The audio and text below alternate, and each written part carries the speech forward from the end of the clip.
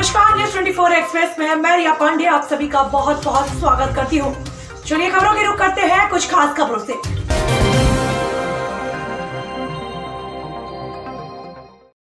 मध्य प्रदेश की अग्रणी company zero plus private limited ने अपनी विचारधारा स्वस्थ नारी सशक्त भारत के अनुरूप अपने बहुप्रतीक्षित उत्पाद संपूर्ण भारत में लॉन्च किए हैं। Company pride wing sanitary pads एवं बेबी सॉफ्ट हैप्पी पैंट्स का सफलतापूर्वक विपणन आरंभ कर चुकी है। कंपनी का उद्देश्य कम मूल्य पर उच्च गुणवत्ता के उत्पाद समस्त भारतीयों को उपलब्ध कराना है। कंपनी के ग्रुप डायरेक्टर राहुल जैन स्वदेशी भारत एवं वोकल फॉर लोकल के अंतर्गत समस्त भारत में कंपनी की उपस्थिति दर्ज कराना चाहते हैं। कंपनी का मुख्य ऑफिस मध्य प्रदेश के इंदौर शहर में स्थित है। विश्व बाल दिवस के अवसर पर मेधावी छात्राओं को एक दिन का थानेदार बनाए जाने के 3 दिवसीय अभियान के अंतर्गत दिनांक 22/11/2020 को वरिष्ठ पुलिस अधीक्षक जनपद विधायक संकल्प शर्मा के निर्देशन में थाना जीवाजीगंज पर LLB की छात्रा इशिका सक्सेना को 1 दिवसीय थाना प्रभारी नियुक्त किया गया। थाना प्रभारी बनी छात्रा पुलिस की रोजमर्रा की कार्यप्रणाली की जानकारी ली गई, शिकायतकर्ताओं की समस्याएं सुनते हुए उनका निवारण किया, महिला हेल्प डेस्क, थाना कार्यालय, मालगृह और भोजनालय का निरीक्षण किया। कस्बा वजीरगंज में मध्य पुलिस बल के पैदल गश्त करते हुए आमजन को कोविड-19 से बचाव हेतु मास्क, सैनिटाइजर, सोशल डिस्टेंस और वाहन चालकों को यातायात नियमों का पालन करने हेतु जागरूक किया गया। आज दिनांक 23/11/2020 को पुलिस झंडा दिवस के अवसर पर पुलिस उप महानिरीक्षक देवी पाटन परिक्षेत्र गोंडा डॉक्टर राकेश सिंह द्वारा शिविर कार्यालय गोंडा में झंडारोहण किया गया।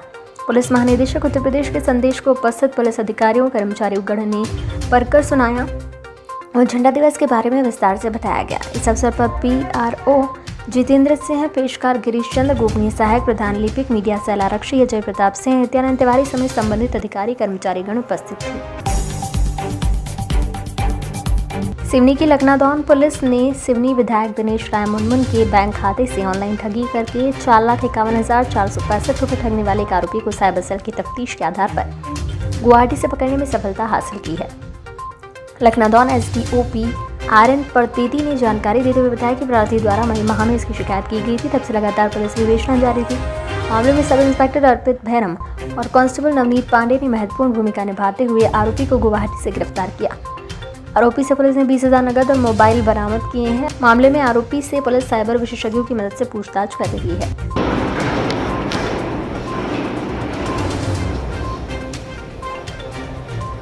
कहाँ के आप लोग हैं? कैसे आए हैं? कैसे आए हैं आप यहाँ? पुलिस लाई है? क्या किया है आपने?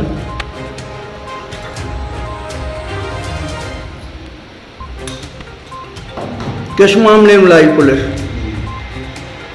है?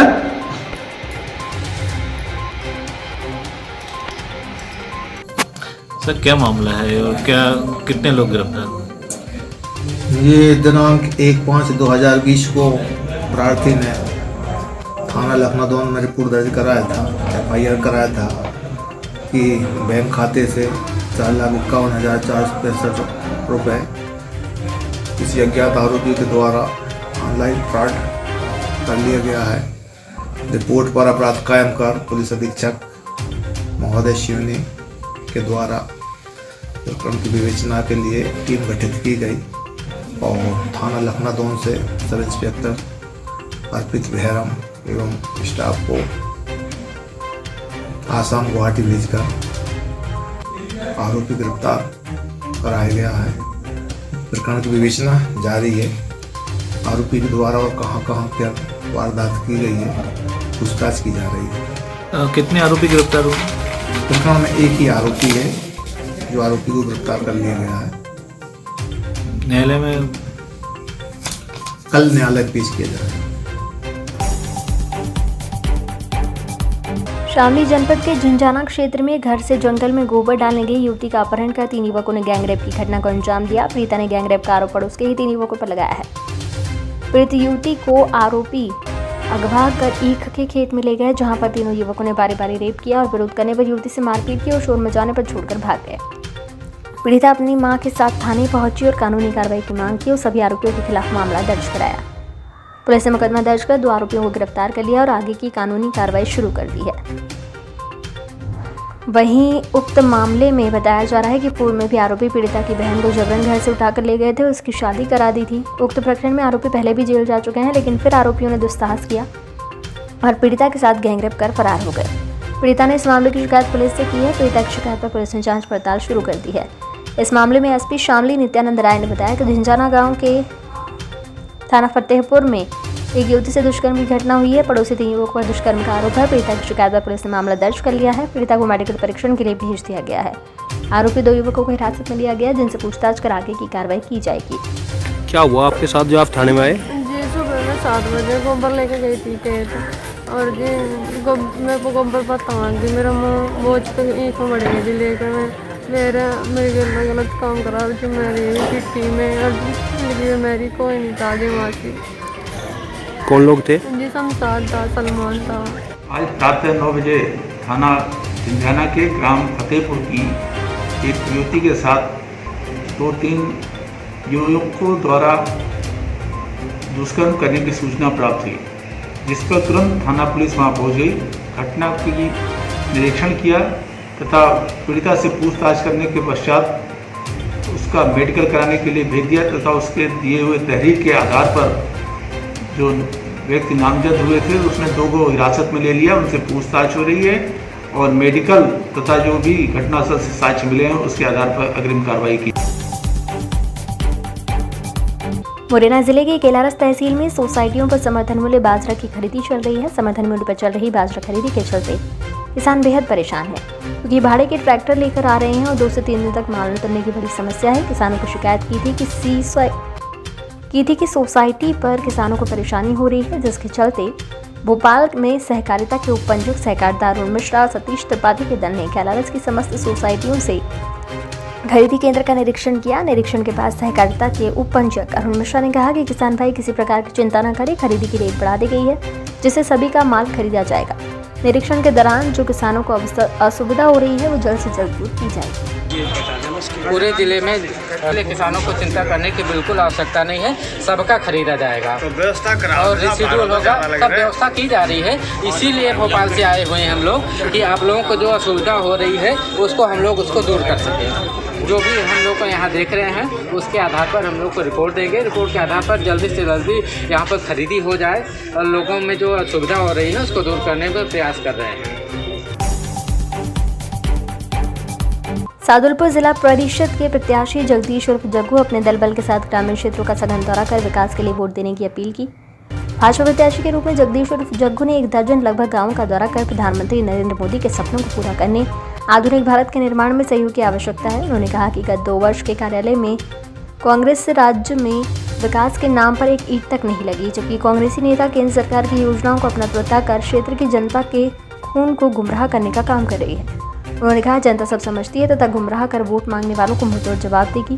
जगदीश ग्रुप जग्गू ने कहा कि उनका लक्ष्य क्षेत्र का सर्वांगीण विकास करना है तथा बिना किसी भेदभाव के हर जाति वर्ग के लोगों के साथ में कर विकास को करते रहेंगे। इससे पूर्व में जगह जगह ग्रामीणों ने फल और लड्डू से तोलकर भाजपा प्रत्याशी जग्गू उर्फ जगदीश का अभिनंदन किया।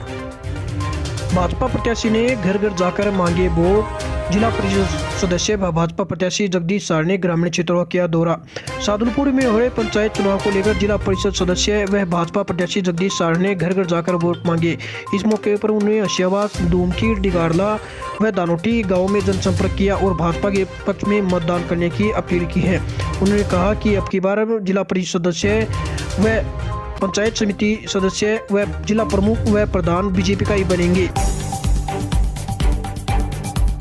उत्तर प्रदेश के जनपद कौशाम्बी के चरवा थाना क्षेत्र के काजू गांव में विवादित भूमि पर रात में भवन निर्माण के दौरान दूसरे पक्ष के लोगों ने मौके पर पहुंचे और निर्माणाधीन मकान को गिराने लगे। इससे दोनों पक्षों में विवाद हो गया। एक पक्ष ने लाइसेंसी असलहे से दूसरे पक्ष पर गोलियां बरसा दी, जिससे 2 लोगों की गोली लगी। घटना के बाद अफरा तफरी का माहौल हो गया। गोलीकांड की जानकारी चरवा पुलिस को हुई तो मौके पर पहुंची पुलिस ने घायलों को इलाज के लिए जिला अस्पताल भेजा। एक व्यक्ति के सिर पर गोली लगी है जबकि दूसरे के सीने में गोली लगी है। चिकित्सकों ने प्राथमिक उपचार के बाद हालत गंभीर देख उन्हें प्रयागराज के SRN अस्पताल रेफर कर दिया, जहां पर उनकी हालत नाजुक बताई जा रही है। जिस जमीन पर गांव का परिवार मकान का निर्माण कर रहा था, ठीक उसके पीछे एक मंदिर बना हुआ है जहां पर गांव के लोग पूजन पाठ करते हैं। एक पक्ष के लोगों का कहना है कि यदि आगे घर बन जाएगा तो मंदिर जाने में दिक्कत होगी। इसी को लेकर विवाद चल रहा था। दूसरे पक्ष ने शनिवार को चायल एसडीएम के स्थगन आदेश भी लाया था। उनका कहना है कि स्टे होने के बाद भी रात में मकान निर्माण किया जा रहा था। फिलहाल दोनों की हालत नाजुक बनी हुई है। पुलिस ने लाइसेंसी असलहे के साथ आरोपियों को गिरफ्तार कर लिया है। अपर पुलिस अधीक्षक समर बहादुर सिंह ने बताया कि काजू गांव में एक मकान का निर्माण हो रहा था। दूसरे पक्ष ने एसडीएम के स्थगन आदेश लाया था। इसके बाद काम बंद करवा दिया था। रात को दूसरे पक्ष के लोगों ने पहुंचकर निर्माणाधीन मकान गिराने लगे। इससे पहले एक पक्ष ने दूसरे पक्ष के लोगों पर गोलियां बरसा दी और 2 लोग घायल हो गए। मामला है, कैसे लगी इनको गोलियां? उमेश केसरवानी से जमीन का विवाद है। उसमें आज एसडीएम का स्टे मिल गया था। फिर भी ये रात में जबरदस्ती बना रहे थे। ये लोग देखने गए, जैसे रोका वैसे तड़ातड़ ये चारों लोग फायर करने लगे, जिसमें 2 लोग गंभीर घायल हो गए। इनको यहाँ दवा के लिए लाए। क्या पुलिस मौके पहुंची कि नहीं? पुलिस पहुंच गई है। अपना नाम बता दीजिए। प्रवीण कुमार दुबे। लाए गए हैं, इनकी कंडीशन कैसी? 2 पेशेंट चरवा थाना के आए हैं जो कि गन शॉट इंजरी है और दोनों की हालत सीरियस है। उनको फर्स्ट ट्रीटमेंट यहाँ से जिला अस्पताल से किया जा रहा है और उनको आगे के इलाज के लिए स्वरूपरानी प्रयागराज के लिए भेज दिया गया है। अंतर्गत ग्राम काजू में आज एक घटना हुई है, जिसमें 2 पक्षों में दीवार को गिराने और निर्माण करने को लेकर झगड़ा हुआ है। एक पक्ष कुछ दिन से दीवार बना रहा था, जिसको आज उप जिलाधिकारी ने 4/12 तक के लिए स्थगित कर दिया था। उस पर पुलिस ने आज कार्रवाई रोक दी थी। वहाँ कोई काम नहीं हो रहा था। रात में दूसरे पक्ष के लोग जाकर वहाँ दीवार गिराने लगे थे, जिस बात को लेकर प्रथम पक्ष जिसकी दीवार बनी थी वहाँ के अपने लाइसेंसी असलहे से फायर किया, जिसमें 2 लोगों को छर्रे लगे हैं, जिनको डॉक्टर खतरे से बाहर बता रहे हैं। अभियुक्त पकड़ लिए गए हैं, असलहा बरामद हो गया है। मौके पे शांति व्यवस्था कायम है और मुकदमा पंजीकृत किया जा रहा है। फिर विधिक कार्रवाई की जाएगी। राजनांदगांव शहर के वार्ड नंबर 38 की पार्षद ने मितानिन दिवस के अवसर पर मितानिन आंगनबाड़ी कार्यकर्ताओं के सम्मान और कार्यक्रम आयोजन किया। स्वास्थ्य सुविधाओं को लेकर योजनाओं की जानकारी देने तथा शहर के विभिन्न वार्डों में मितानिन व आंगनबाड़ी कार्यकर्ताओं की अहम भूमिका होती है। चुनावी कार्य से लेकर बच्चों की शिक्षा और लोगों को दुख सुख तक मितानिन और आंगनबाड़ी कार्यकर्ता का अहम योगदान होता है। ऐसे में उनके लिए कोई कुछ नहीं कर पाता। इसी सोच को लेकर मितानिन दिवस के अवसर पर शहर के वार्ड नंबर 38 दिग्विजय वार्ड की पार्षद मणि भास्कर गुप्ता ने मितानिन दिवस के अवसर पर मितानिन आंगनबाड़ी कार्यकर्ताओं के सम्मान में कार्यक्रम का आयोजन किया। इस दौरान उन्होंने मितानिनों और आंगनबाड़ी कार्यकर्ता सहायिकाओं को श्रीफल और अन्य सामान भेंट कर सम्मान किया। इस दौरान राजनांदगांव के पूर्व सांसद अशोक शर्मा भी कार्यक्रम में शामिल हुए और मितानिनों और आंगनबाड़ी कार्यकर्ताओं के कार्यों की सराहना की। मैं मितानिन कार्यक्रम से मैं एरिया कोऑर्डिनेटर हूँ। मेरे राजनांदगांव शहर में 144 मितानिन और 144 आरोग्य समिति है। हम बहुत पहले नहीं जा रहे हैं, लेकिन 2002 से जब से मितानिन यहाँ शहर में और ग्रामीण में हुआ है, तो देखा जाए जैसे मणि जी ने भी कहा है कि शिशु मृत्यु दर, मातृ मृत्यु दर में कमी हुआ है। इसके अलावा हमारा टीबी है, कुष्ठ है और ऐसे कई प्रकार के रोग है, जल जनित रोग है, जिसमें भी मितानिन दीदी लोग पारे में घर में जा के जानकारी देती है और लोगों को सरकारी सुविधाओं से लाभ दिलवाती है। जैसे मैं इसमें एक और चीज़ जोड़ना चाहूँगी, निगम से जो भी चीज़ लाभ मिलता है या जानकारी रहती तो वो पारे तक नहीं पहुँच पाती। कोई ना कोई कारण होता है कि लोग वहाँ तक नहीं जा पाते या निकल नहीं पाते। तो इसे मितानिन बहनें पारे में बैठक लेती है, MS बैठक जिसको बोलते हैं, और पारे के अन्य सदस्य जो लोग आते हैं उनको बताया जाता है कि प्रधानमंत्री आवास योजना चल रही है या पार्षद जी की ओर से कोई ऐसा है, गड़ी से जो भी सुविधा मुहैया कराती है सरकार, उसको घर घर तक पहुँचाने का काम मितानिन बहनें करती है। और इनको सहयोग के रूप में जैसे आज सम्मान कर रहे हैं मितानिन दीदी लोग का, वो मेरे लिए सबसे बड़ा सम्मान है ना। इसमें क्या हो रहा है कि पार्षद जी जो भी पार्षद जी है वो अपने पारे की मितानिन को जितना अच्छा से जानते हैं उतना कोई व्यक्ति नहीं जान सकता, और इसके लिए हम किसी को बाध्य करें कि आप मितानिनों का सम्मान करें, वो गलत होगा। वो उन्हें भी दिल से करना चाहिए, जो कि मणि जी जब से पार्षद रही है तब से हमारे मितानिन बहनों का सम्मान करती है। और मुझे खुशी होता है कि मुझे उन्हें बोलने की ज़रूरत नहीं पड़ती कि आप मेरी मितानिन बहनों का सम्मान करें। सुविधाओं की बात करें तो मितानिनों को शासन को क्या सुविधा देना चाहिए जिससे और बेहतर काम करें? मितानिनों को ये ऐसा है कि जैसे अभी हमारे यहाँ एक भवन बना है मितानिनों के लिए, जिसको कि वार्ड नंबर 37 दिग्विजय वार्ड में मैं पार्षद होने के नाते मेरी मितानिन बहनें एवं आंगनबाड़ी कार्यकर्ता सहायिका बहनों का सम्मान करके मैं अपने आप को गौरवान्वित महसूस कर रही हूँ। और मैं इतनी खुशी हूँ कि आज के दौर पे जिस कोरोना काल के टाइम में जो व्यक्ति अपने घर से नहीं निकलता, हमारी उस बीच में हमारी मितानिन बहनें, हमारी महिला आरोग्य समिति की सदस्य, अध्यक्ष, कोषाध्यक्ष, समस्त समिति की बहनें और उनसे प्रभारी, मतलब हर महिला एक एक घर में जाके आज सर्वे में ले रही है, भाग ले रही हैं, उनको जवाबदारी दी जा रही है। लेकिन जब उनके सम्मान की बात आती है तो नगर निगम भी सोया हुआ है। और जहाँ तक कि मुझे बहुत फील हुआ कि पूर्व में भी मैं पार्षद थी और हम लोगों ने एक बजट लाया था कि मितानिन, आंगनबाड़ी कार्यकर्ता, सहायिका और कमांडो, महिला कमांडो का सम्मान किया जाना चाहिए, ऐसा करके प्रपोजल आया था और उस समय निगम के द्वारा किया जाता था। और आज पूरी शहर में 144 मितानिन बहनें हैं और उतने ही कार्यकर्ता, सहायिका बहनें भी आंगनबाड़ी की, उनका सम्मान करना इनके लिए एक गर्व की बात होती है। चूँकि लेकिन आज नहीं किया, मैं तो ये चाहती हूँ, ठीक है निगम नहीं करा, उसमें मुझे कोई आपत्ति नहीं है, लेकिन पार्षदों को ये स्वयं में इच्छा जागृत होनी चाहिए कि वो स्वयं ही अपनी बहनों का, माताओं का सम्मान करें, किसी के मोहताज ना रहें। क्योंकि जो भी वार्ड में अगर कुछ भी घटना, दुर्घटना होती है, कुछ भी छोटी सी घटना होती है या बात होती है, तो मितानिन बहनें और आंगनबाड़ी कार्यकर्ता के साथी हमारे साथ में खड़े होते हैं। तो हम उनके, जब वो हमारे दुख सुख में साथ होते हैं, तो क्यों ना आज हम उनके सुख में भी आज हम सहभागी बने। और आज मैं इन महिला मितानिन बहनें और कार्यकर्ताओं का सम्मान करके बहुत गौरवान्वित महसूस कर रही हूँ। साथ ही मितानिन बहन सबसे ज़्यादा उसी परिप्रेक्ष्य में है, वार्ड में मितानिन लोगों का जो काम है उसको देखते हुए साल भर जो सेवा करते हैं, तो वहाँ का पार्षद जो है उनका सम्मान करते हैं। ऐसी जानकारी मिली, पहले निगम करती थी, अब निगम कर रही नहीं, अपनी जगह है, लेकिन वार्ड पार्षद अपनी अपनी जगह स्वाभाविक रूप से इनका सम्मान कर रहे हैं। चूँकि इनका काम जो है वो जनहित का काम है, जन सेवा का काम है। साल भर लगातार घरों में जाकर के सेवा करती हैं और ऐसे समय पर यदि पार्षद इनका सम्मान करे तो मान के चलिए एक जागरूक पार्षद कहा जा सकता है।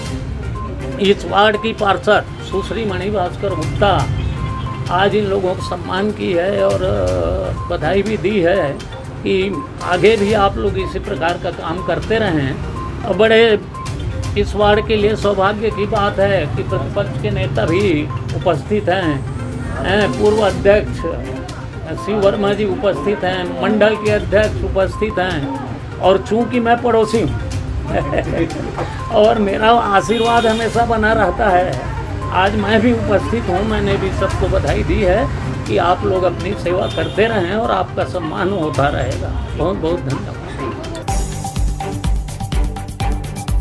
कैलारस बड़ा गांव माता मंदिर से चोरों ने चुराए पीतल के घंटे। थाना क्षेत्र में चोर एक के बाद एक चोरी की घटनाओं को अंजाम दे रहे हैं। ऐसा ही कैलारस थाना क्षेत्र के बड़ा गांव स्थित खेरे वाली माता मंदिर की है, जहां चोर बीती रात लगभग 1 क्विंटल पीतल के घंटे चोरी करके ले गए। साथ ही चोरों ने पूजा सामग्री को भी नहीं बख्शा और ले गए। चोरी की शिकायत पुजारी यज्ञदत्त शर्मा, ग्रामीण पंचम सिंह सिकरवार, नरेंद्र सिंह सिकरवार, अनार सिंह, अंतर सिंह, रामनरेश सिंह, अनिल, रतेंद्र, मोनू आदि ग्रामीणजनों के द्वारा कैलारस थाने में की गई।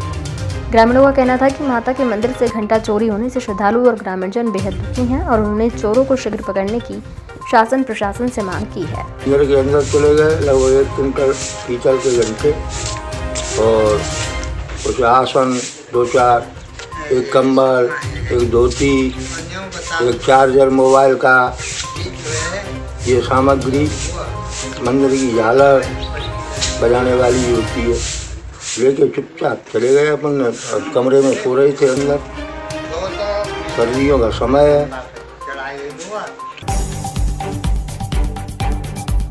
गौरवपुर बाईपास रोड में खेत के एक अज्ञात व्यक्ति का शव पड़ा हुआ था, जिसके चेहरे और सिर में काफी चोट थी। सूचना पर थाना प्रभारी गौरेला मौके और अपनी टीम के साथ पहुंचे। घटनास्थल का मुआयना करने पर प्रथम दृष्टया हत्या का अपराध घटित होना पाए जाने से अपराध क्रमांक 240/2020 धारा 302 IPC कायम किया जाकर विवेचना में लिया।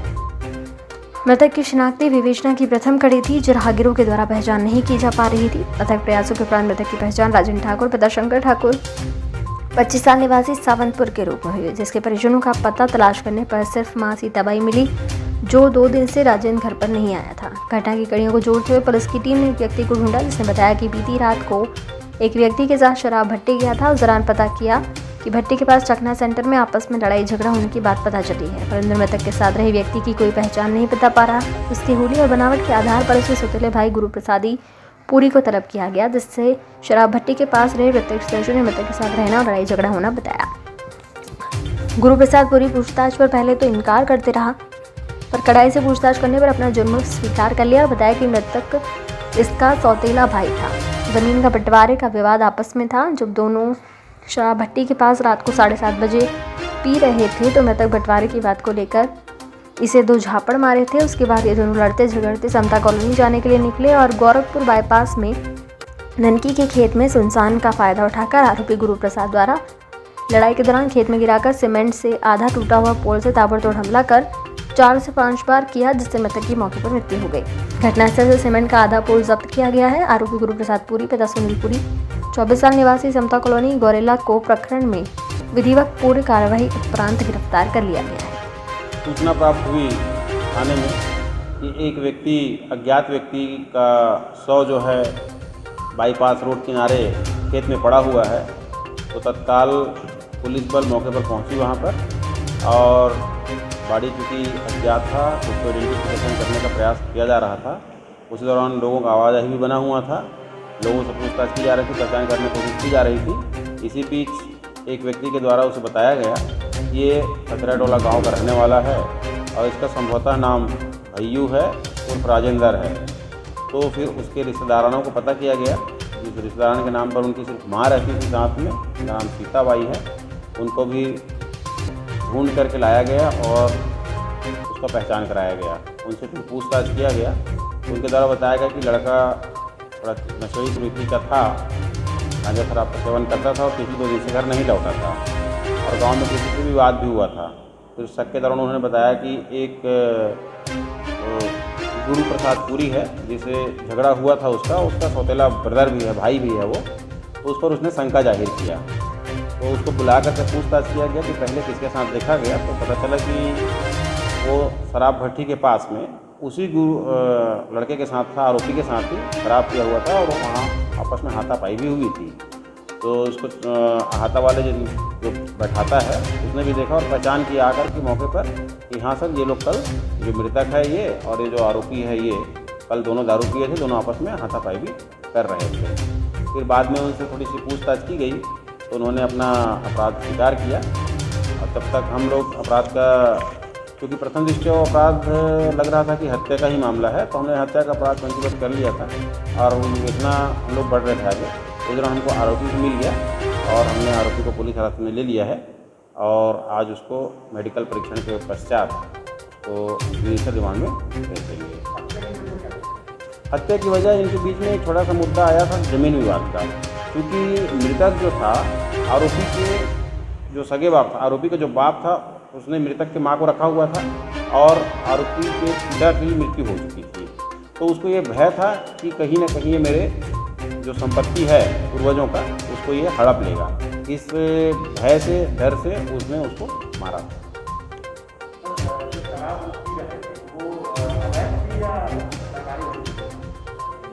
वो तो वो भट्टी है वहाँ पर, वहीं पर बैठे थे लोग।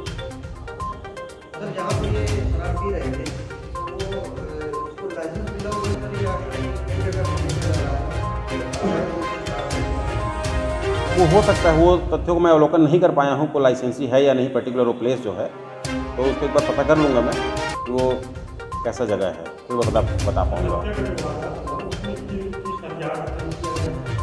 हाँ, ये बड़ा अच्छा क्वेश्चन है, वो भूल गया था। हत्या जो हुई है वहाँ पर उसमें एक सीमेंट का पोल था 3 फीट का, जिसको उठा के पहले मृतक के द्वारा आरोपी को पैर में मारा गया, जैसा बताया गया। उसके निशान भी है पैर पे, राइट पैर पे। फिर इसने उसको उसी पोल से उठा के 2 बार मार दिया सर पे ऑन द स्पॉट।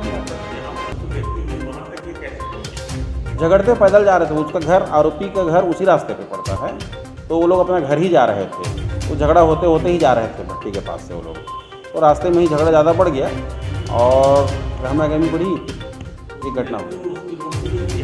नहीं, जहाँ पर डेड बॉडी मिला था वहीं पर ही जिस पत्थर से मारा था वो पत्थर भी था और वहीं पर ही गिरा हुआ था, वहीं पर मारा था, वहीं पर मृत्यु हुई। तो न्यूज 24 एक्सप्रेस पे फिलहाल मेरे साथ इतना ही, लेकिन न्यूज 24 एक्सप्रेस पर खबरों का सिलसिला लगातार जारी है, तो देखते रहिए न्यूज 24 एक्सप्रेस और मुझे दीजिए इजाजत। नमस्कार। मध्य प्रदेश की अग्रणी कंपनी 0+ प्राइवेट लिमिटेड ने अपनी विचारधारा स्वस्थ नारी सशक्त भारत के अनुरूप अपने बहुप्रतीक्षित उत्पाद संपूर्ण भारत में लॉन्च किए हैं। Company pride wing sanitary pads एवं बेबी सॉफ्ट हैप्पी पैंट्स का सफलतापूर्वक विपणन आरंभ कर चुकी है। कंपनी का उद्देश्य कम मूल्य पर उच्च गुणवत्ता के उत्पाद समस्त भारतीयों को उपलब्ध कराना है। कंपनी के ग्रुप डायरेक्टर राहुल जैन स्वदेशी भारत एवं वोकल फॉर लोकल के अंतर्गत समस्त भारत में कंपनी की उपस्थिति दर्ज कराना चाहते हैं। कंपनी का मुख्य ऑफिस मध्य प्रदेश के इंदौर शहर में स्थित है।